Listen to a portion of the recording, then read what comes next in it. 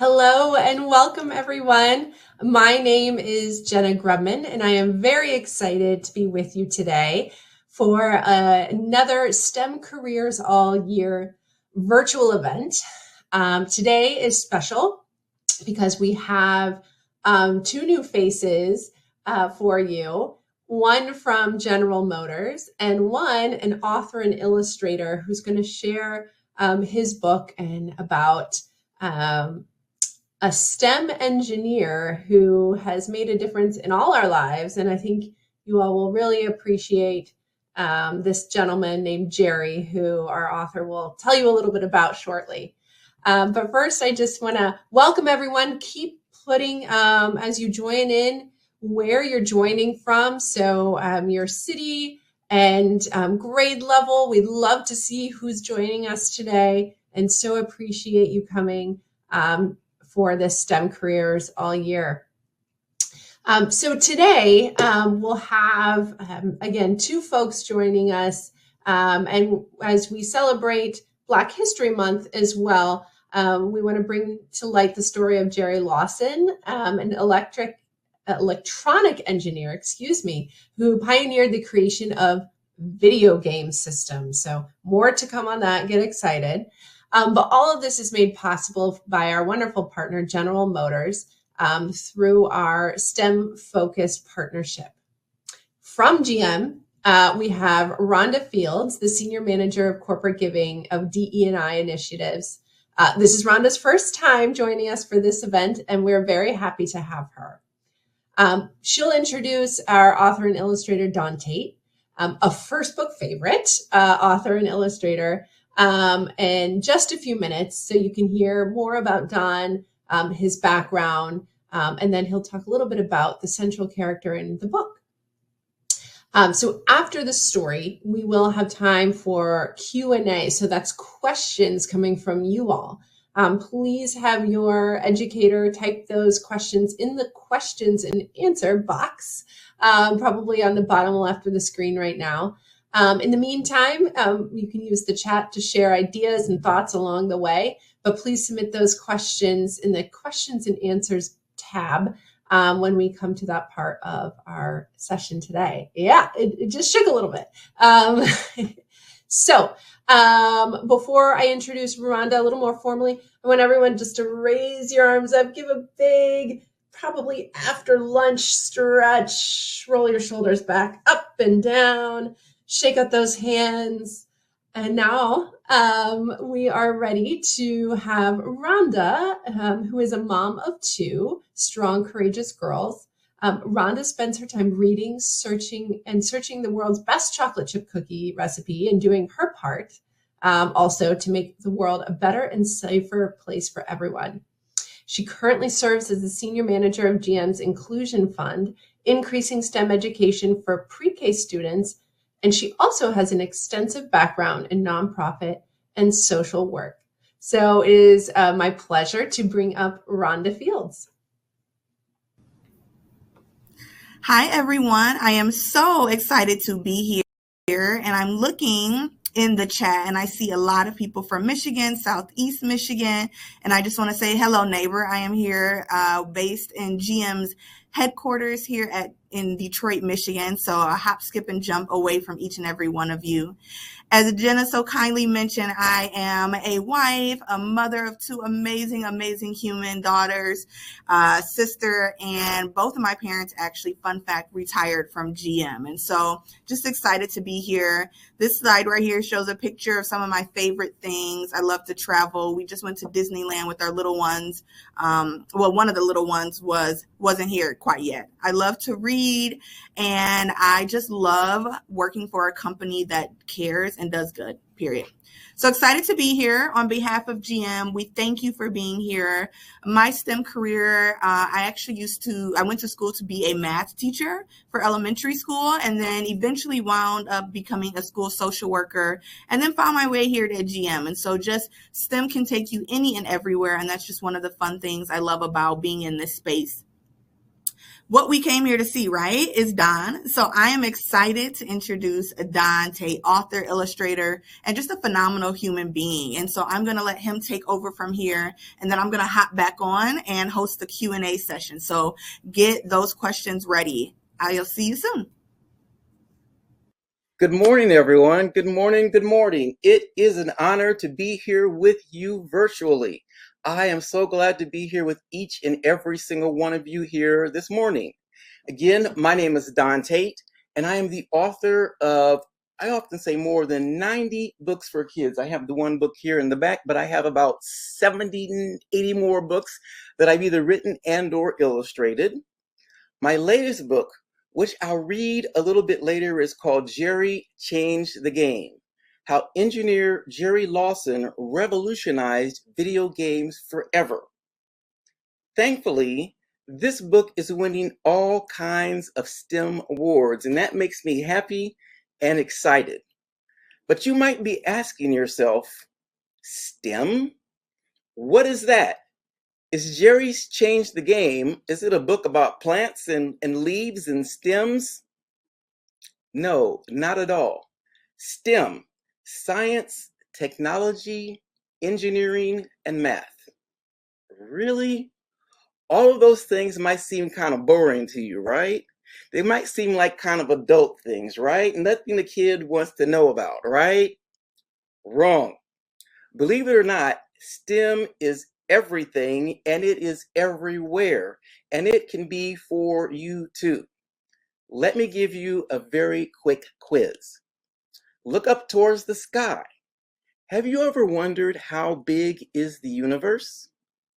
Have you ever wondered what makes the sky blue and not purple or green or yellow? Have you ever seen an airplane flying up over the clouds, full of people, with heavy seats and all of that steel, and wondered, how is that even possible? One last question. Are you the kind of kid who likes to take things apart, put them back together, figure out how they were made? I certainly was as a kid. That made me a STEM kid. And if you answered yes to any of those questions, you are a STEM kid too. A science, technology, engineering, and math kid, because you are a problem solver. That's what engineers do. Engineers solve problems. When I was your age, however, if someone would have asked me, what does an engineer do? I would have said, well, an engineer drives choo-choo trains. And yes, that could be true. And there's nothing wrong with driving choo-choo trains. But there are also electrical engineers and aerospace engineers and computer engineers and agricultural and environmental and marine engineers. They are all problem solvers that keep the world moving. So you, STEM kid, can be an engineer too. Now, today I want to share with you a story about another STEM kid. His name was Jerry Lawson. He was a tinkering kind of kid, meaning that he liked to figure things out. He loved to solve problems too.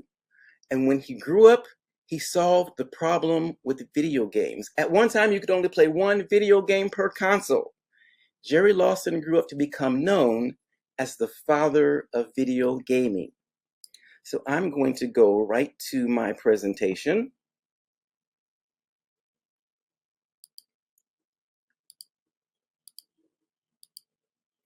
Some people say, Don Tate, you must have been born with a pencil in your hand. And you know what? Sometimes I wonder if that's not true, because I can't remember a day in my life when I didn't have a pencil or a marker or a crayon or a paintbrush or some kind of drawing instrument creating pictures on paper.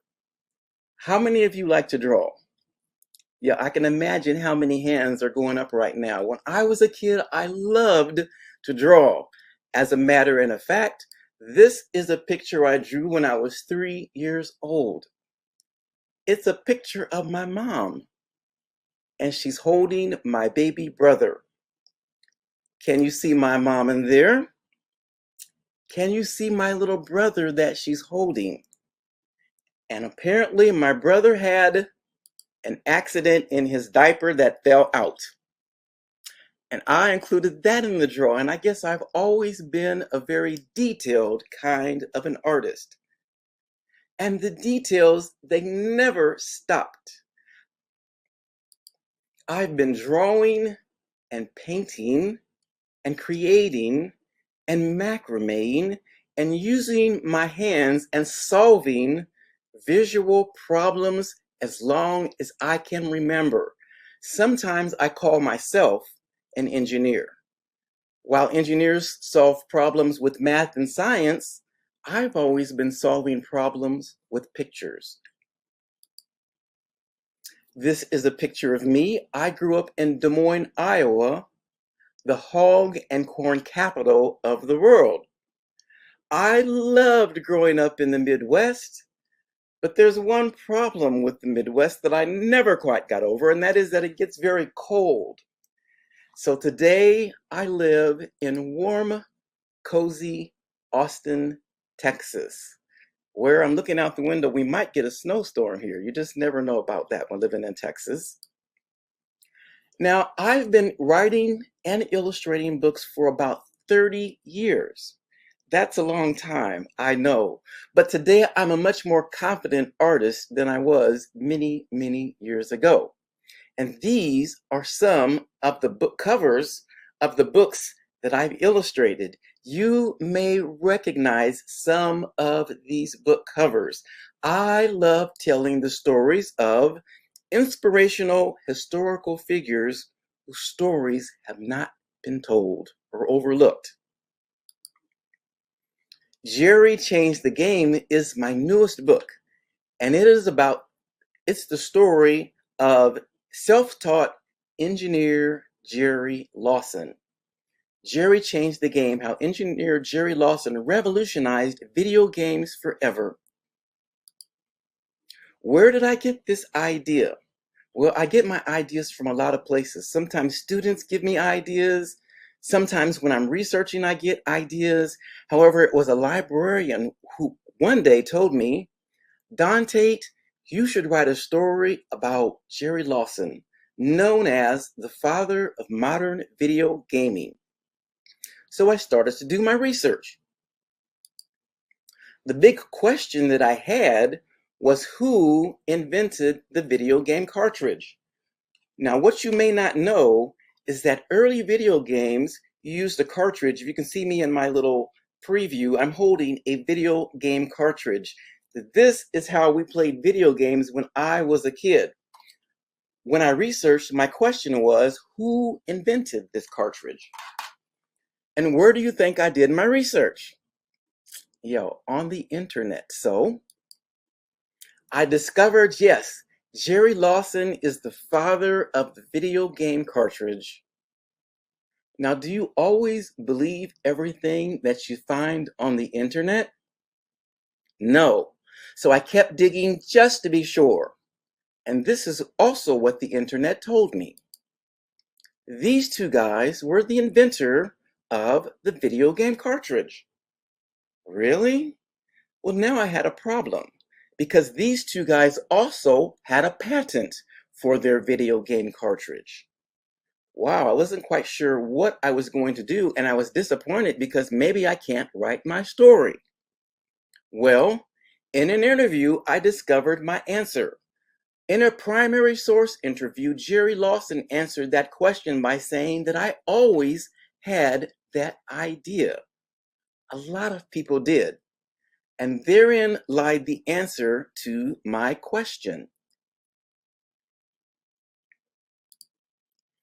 Oftentimes, many people can have the same idea for the same thing at the same time.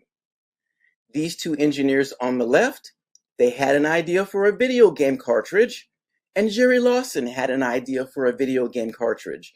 But Jerry Lawson is the only person who was able to take that idea and actually make it work and turn it into a functional product that can be sold on the market. For that reason, Jerry Lawson became known as the father of modern video gaming. So now I'm excited and I'm ready to write my book. Who here loves to play games? When I was your age, I loved to play games. As a matter of fact, my favorite game was Battleship. My brothers and I, we would play Battleship all night long, and we also played Sorry. You're never really sorry in the game of Sorry, let me be honest with you. And we also played Monopoly. That is a very, very long game. But in the 1970s, there was a new kind of game in town, and they were called video games. And I remember after school, we would go to the penny arcades and everyone was playing video games. And the game that everyone wanted to play was called Pong. Pong was the most exciting thing in the country back then. And this is what it looked like. You had a paddle on one side and another paddle, and the ball went bonk, bonk, bonk, bonk, bonk, back and forth across the screen. Now, while that might sound kind of boring compared to today's video game standards, video games with story arcs and full color animated graphics that you can play on your phone or on the internet, this was the most exciting thing to play back in the 1980s or 70s, in the middle 1970s. And my brothers and I, we got Pong for Christmas and we played all day long. But there was a problem with Pong. You could only play one video game per console. Can you imagine on your smartphone if you can only play one app per phone and you had to buy a different smartphone to use another app? You probably could not, you probably couldn't maintain that. It would be too expensive. But Jerry Lawson had an idea. Remember I said he's a problem solver? Engineers are problem solvers. Jerry Lawson said, what if we put lots of games on cartridges like this? And now you can play many, many video games. His idea was revolutionary. So what you would do is put your cartridge into a console like this, and you can see the joysticks which controlled the video games. Even the joysticks were brand new. Jerry Lawson designed joysticks that would allow you to control the video game so that you could make the players go right and left, front and back, up and down. You could even pause the game in order to take a bathroom break. And because of his idea, we had so many new video game choices. One of my favorites was Pac-Man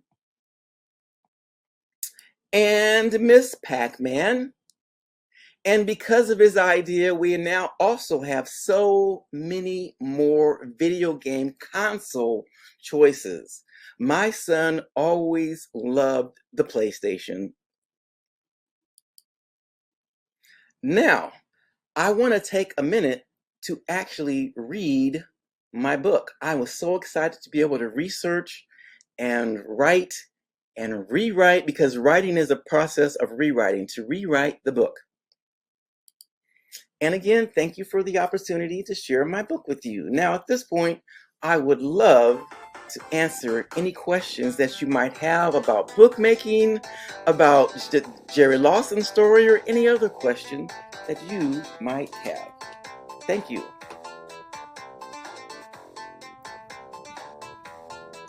Thank you, Don. Oh my gosh, that was amazing. One of my favorite parts was when you talked about how he realized he was an engineer since he was a baby. Like it clicked into him like, oh, I've actually been doing this for a while now. And so that's just one of the key pieces I took away. Thank you again. Yeah, thank you. So as we mentioned, and the beautiful, I like the music. We had a little soundtrack going on there. As we mentioned, please go ahead and put your questions in the chat, and we will go ahead and do our best to answer them, and kind of go from there. And so, I hate to be the first person to start it. So my question just is, how do you determine which books you want to write versus which books you're like, hey, I'm really passionate about illustrating them and or doing both of those? So I get my ideas from a lot of different sources. Sometimes other writers give me ideas about stories that I might write. Maybe they feel like while they are excited about the story, it's not quite the right story for them to write. And so I have a whole file full of ideas. Now, every story that I start to research, is not necessarily a book. Sometimes I'll find a subject that I'm really excited about, but I'm not able to find enough information to tell a story. Remember that a story has a beginning, a plot, and an ending. And I also need to find enough dialogue to include in that story. So oftentimes I'll come across a story that's a great idea, but there's simply not enough research material to flesh out the story. Now, what I could do is I could tell a story and kind of make up the dialogue or make up parts of the story, but then what does that do to my story? It makes it fiction, and I love to write true stories. Love that. Thank you. We have one of our questions come in. How long does it take you to create a book? So to create a book, it varies from book to book. It depends upon how much of the research that I can dig up. When I wrote a book called Strong as Sandow, the story of a Victorian bodybuilder, it took me 2 weeks to write that book because I could find so much information out there to write that story. Now, when I say that it took me 2 weeks to write that book, it took me 2 weeks to write the book. But remember that writing is a process of rewriting and revision. So while it took me 2 weeks to write that story and another month to sell it, it took me another 2 years to revise it to a point to where it was ready to be published. So sometimes if a book requires a lot of research, like my book, William Steele and His Freedom Stories, that was a very layered story. And the more that I researched, the more that I learned. So it took me a couple of years to write and research that story, and then another couple of years to actually revise it for publication. Okay. What I keep hearing from you and picking up on is it's a process, right? It's not something that you start today and finish today, right? It's something that you have to, you're setting a goal, you're working hard to try and to accomplish that goal. And so it takes patience and happens over time. Thank you. And that's a nice life lesson. The same for when I'm illustrating. When I create an illustration, I'll draw a very rough draft of a face. And it's not a perfect rough draft of that face. So I'll throw it away and I'll draw it better. And I will do that over and over again until I have a polished product. Okay. Do you learn a lot from the stories you write? Do you understand engineering more now after writing about Jerry? Oh, I certainly do. I'll be honest with you. When I said that, as a kid, I thought that engineers drive choo-choo trains. And really, until I started illustrating this book, I still thought that engineers drew choo-choo trains. I wasn't quite sure what an engineer did. And that's because growing up, I didn't have any engineers in my community. I didn't have any engineers in my family. We had a lot of barbers in my family, and we had a lot of hairdressers in my family. And so I almost considered becoming a barber. But I learned so much from the stories that I write by doing the research. For instance, when I illustrated the book Whoosh, the story of engineer Lonnie Johnson, who invented the Super Soaker squirt gun, I learned so much about what an engineer does. And so, that's one of the reasons why I love illustrating for children, is that I get to learn so many new things myself. Absolutely. I love that. I'm going to just flip it because my father was is an engineer. He's retired, obviously, but he was a paint engineer. So when I thought the word engineer, the only thing I thought was they paint. Like I thought my dad was a painter. And so I just told people he was a painter. And he's like, I am not a painter. I'm not an artist, but he chose the colors for cars. And so to your point, I only knew one engineer. So I thought that's what they all did. So it's just really interesting, what that frame of mind looks like for us. And one thing I've been thinking about lately when I visit schools, I tell kids that I am an engineer. Remember that engineers are problem solvers who use math and technology and science and engineering to solve problems? Well, as a children's book illustrator and an author, when I sit down to create layouts, I'm solving problems. I'm solving problems visually, and I use math, and I use technology, and I use science when I mix colors, paint and combine different media. So I am a visual engineer. I love that. I'm going to add that to your introduction next time we chat. Author, illustrator, and engineer. So Paul from Ron Clark Academy in Atlanta wants to know, which of your books is your favorite? I do not have a favorite book because all of my books mean something special to me.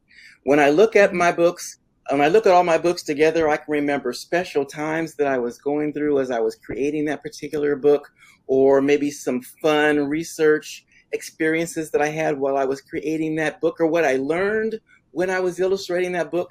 Can you imagine what it would be like if your parents chose a favorite sibling? That would that's probably not something that they can do. And my books are kind of like I often call them my book babies, right? They're my book babies. And so I don't have a favorite book baby. Okay. Thank you. That's good to know. Andrew, and it was asked of me as well, what was your first job? I'll let you go first and I can answer mine. My first job, well, I'm going to go way back to high school. Let's go. So my very first job was a janitor, basically.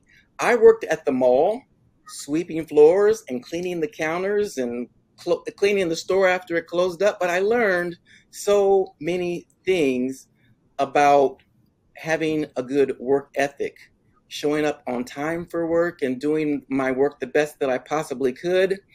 My next job was that at that same mall, I worked at Hardee's flipping hamburgers. And again, I learned the importance of work ethic and being on and doing my work the best and completing my work the best that I possibly could. I didn't start working as a professional artist until I graduated from community college, where I studied commercial art and advertising. And then I started working at an advertising agency. Wow. Oh, that's so cool. My first job was actually at a grocery store. I was the bagger and I wanted to be the cashier so bad. But at that time, I was 15. And so you couldn't be a cashier until you were 18. And so I would just look at the cashier like, oh, they have the best job in the world. And so they actually love bagging my own groceries. Like, I'm very particular. And I like to think I was the best bagger at that grocery store, but no one would ever admit that. But that's okay. That's okay. We have another question come in that says, did you participate in art classes or are you self-taught? And I know you mentioned going to school for that. But prior to that, did you take art classes in high school or middle school? I did. I don't remember taking art classes very early on in elementary school. However, I definitely remember taking art classes when I went to middle school. Art class was always my favorite. And then I did take a few art classes at the Community Art Center, where I learned how to do watercolors and to draw pictures from life. And then I went to a 2-year community college where I learned how to, I learned more about color theory, and I learned about how to create layouts, and I learned about creating, drawing life figures. So I often tell students that, going to college, whether you go to a 2-year college or a 4-year college or beyond, going to college is where you're going to polish all of those talents that you were naturally born with. I love that. I love that, polishing those natural talents. Thank you. Questions are coming in furious. So we have a question for both of us. When you're stumped with a problem while writing or illustrating, or even let's just go day-to-day life, how do you work through it? Sometimes you have to simply set the problem aside and go do something different. I like to take a long walk. I also love to swim. I swim about 70, 80, 90 laps every morning. So sometimes if I get stuck with a problem, I'll go for a pool. And you can't imagine how many times I've been in a pool and plowing my way through the water and solve a problem. Sometimes it's simply go to bed, go to sleep, and I'll, believe it or not, dream my way through a problem. And then I wake up in the morning and it's all figured out, and I simply sit down on my drawing board and continue to work. But really, the thing is simply to get away from the problem, to allow your brain to work through it. Yeah. 70, 80, 90 laps. Okay, so now we're adding engineer and athlete onto your bio because that is incredible. I love that. For me, just having a team of people to work through problems with, right? Sometimes, to your point, me stepping away from it, but also hearing other people's perspectives of like, have you talked to this or have you tried that, can really kind of spark some creative ideas and working through issues. So stepping away and then I like what you said about team, because another way that I can get through my problems, I have a community of writer friends who are published authors. Some of them are aspiring authors, but when I get stuck, I will send my manuscript to them and ask them to read it, and they'll say, Don, these are some of the problems that I'm seeing, and this is what you might consider. So it's important to remember to collaborate with other people. Absolutely. Absolutely. I love that. So Mia wants to know, for both of us, I'll let Don go. Mia wants to know if you were a good student and what was your favorite subject. Mia, you might have to tell us, define good student, but I'll let you go, Don. I was going to say the exact same thing. Good is relative. I would say that I was the kind of kid who tended to struggle in school, especially with reading. I could never remember the words when I read, and I could never oftentimes comprehend the words, which is why when I did read, I liked things that were very visual. And so, which is, I loved the books like our family illustrated medical encyclopedia and our illustrated children's encyclopedias. So I did struggle in school, but what I would do is focus in on the things that I was good at. I didn't worry too much that I wasn't a good reader. I didn't worry that I was not a sports kid in school. I didn't worry that I really struggled with math. What I did was I excelled in art, and I really do feel like art is what saved me. Oftentimes I didn't even feel like I was good with words. I wasn't a good speaker, so I would communicate through pictures. Art saved me. Wow. That's incredible. I love that you talked about your struggle with reading, and now you are a writer and you're an illustrator, right? And your job is books. So it's just almost full circle, because to that point, I struggled with math, and I went to school to be a math teacher. And so just really thinking through those things that for students that maybe a struggle with, like those could also be those opportunities for you to really make a difference for other people, right? Because we know what it's like to struggle in those spaces. So I feel like we're able to kind of make those things a little bit more attainable or easier for people to access because we know those struggles. So that's incredible. And I'll just add this too. What I really needed to do was that while I struggled with books, I didn't give up on books. I still tried to read different kinds of things. And that's why we need so many different kinds of books, because everyone doesn't necessarily like the same kind of book. When I discovered a book called Black Boy by Richard Wright, I fell in love with reading because I found a character that looked like me, that shared a past like me, that shared a history like me. And then I discovered the kind of books that I like to read, which, made me excited about reading. Absolutely. Finding that passion is key for sure. What was the first book you wrote, Don? And how long did it take to write? And how did you feel when it was published? The very first book that I wrote, which I don't have access to it quickly here, but it's called It Just Happened When Bill Traylor Started to Draw. Now, again, I didn't have much confidence that I could write a book. I didn't think that I could write very well, and I didn't feel like I spoke very well, much less write.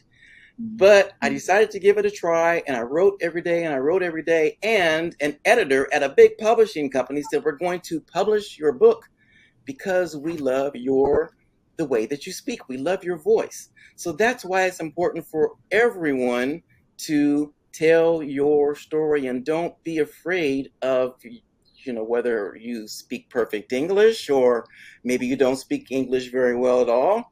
Tell your story in your voice, and that voice is the personality that you're going to leave on the page. And when I won awards, I actually won the biggest award in Texas called the Texas Writers Award. And one of the other authors who won that award is a guy by the name of Dan Rather. How do you think that made me feel? That gave me the confidence to continue to express myself with words. Yes, your story, your voice matters. That's what I'm hearing. And that's so critical to what you were saying earlier about finding a book that you enjoy because you saw someone like yourself in it, right? Imagine if he hadn't written that book, right? And you would never have seen, and then the rest of your story would never have been told. So really just staying true to ourselves and speaking up is going to encourage other people to do the same. I love it. What is your favorite game or video game? Are you a gamer now, prior to writing this book, or even now?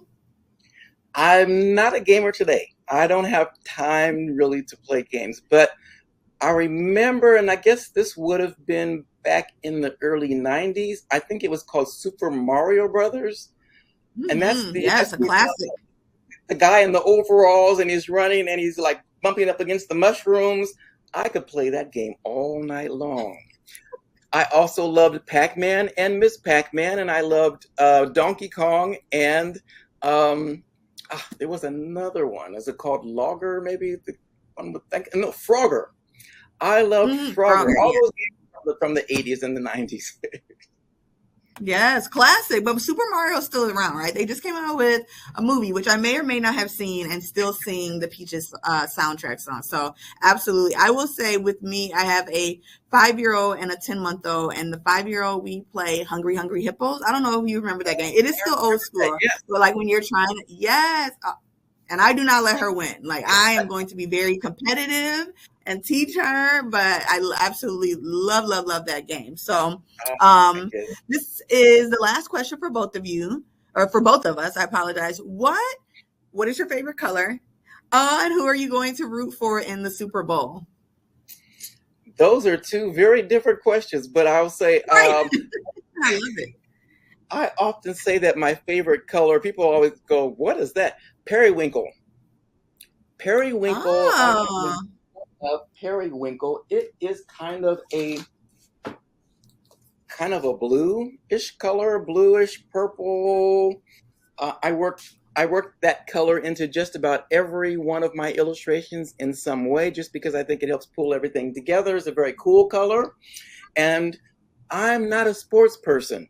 I've never been a sports person. However, when you called me an athlete, that certainly was a compliment, because I am an athlete now. While I'm not a sports person, I work out at the gym every day. I go running. I like doing, 10Ks and stuff like that. And I do a whole lot of swimming. I'm a master swimmer. So I am an athlete. I just don't like throwing footballs and baseballs or watching people play basketball or golf, any of that kind of stuff. That's all right. You have your sport and you're good at it and you're going to stick with it. So no problem. I also am not I like to call myself a retired athlete. I did one 10K and then I said, you know what? I'm done. That's enough.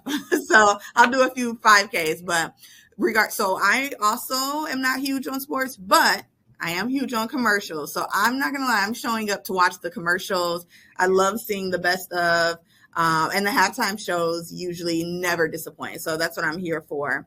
And we're excited for all of you. We're so grateful for each of you to join from near and far. And we just hope you had an amazing time. And just thank you for this experience. Thank you for having me. It was such an honor to be with all of you today. And I hope that you feel like that you are inspired to learn more about STEM. Absolutely. Don, you're amazing. Thank you. Thank you. Yes. I enjoyed. Thank you both. Thank you for coming today, Rhonda, for being our host from General Motors and for supporting the STEM Careers All Year series. And Don, it was a pleasure to have you, to learn more about you, how you started, what inspires you, and to hear about Jerry. I'm not a huge video gamer, but I appreciate them, and to know kind of where it started and the person that is behind the some of the pieces that are advanced technology for them today is just so nice to know. So thank you both for being here with us. Yes, as Megan said, you were a delight. Thank you. Thank you both.